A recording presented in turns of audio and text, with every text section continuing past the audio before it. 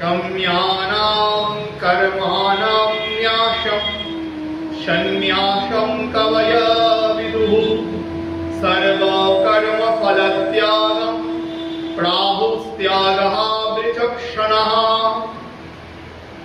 ভগবান প্রথমে পণ্ডিতদের মত বললেন, পরে নিজের মত বললেন।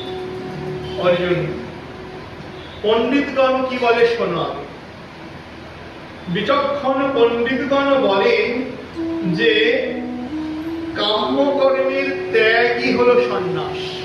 ভালো করে শোনো, কাম্যকর্মের ত্যাগকেই সন্ন্যাস বলে। কাম্যকর্ম কি?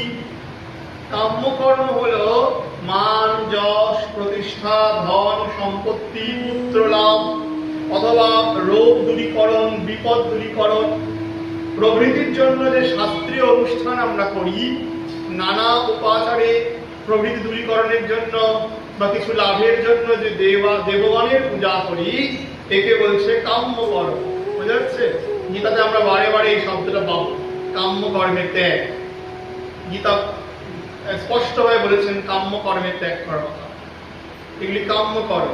নানাবিধ যে অনুষ্ঠান করা হয় কামনা বশত, সেই কাম্যকর্মকে তিনি ত্যাগ করাকেই বলছে সন্ন্যাস।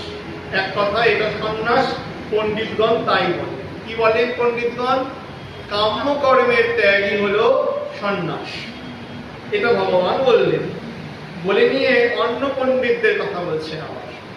ত্যাজ্যম দোষ বদিত্যেকে কর্ম প্রাহুর্মনীষিণঃ যজ্ঞদান তপঃ কর্ম না ত্যাজ্যমেতে চাপরে।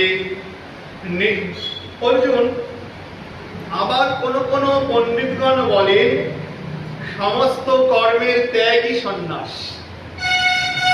সমস্ত কর্মের ত্যাগই সন্ন্যাস। সমস্ত কর্মের ত্যাগ সন্ন্যাস। এ কথা কারা বলে? এ কথা সাংখ্য পণ্ডিতগণ বলেন। কিন্তু মানুষ কর্ম ত্যাগ করতে পারে না, গীতাতে আগেই ভগবান বলেছেন। আবার কোন কোন সূক্ষ্মদর্শী পণ্ডিতগণ বলেন সমস্ত কর্মের ফল ত্যাগই হলো প্রকৃত ত্যাগ বা সন্ন্যাস।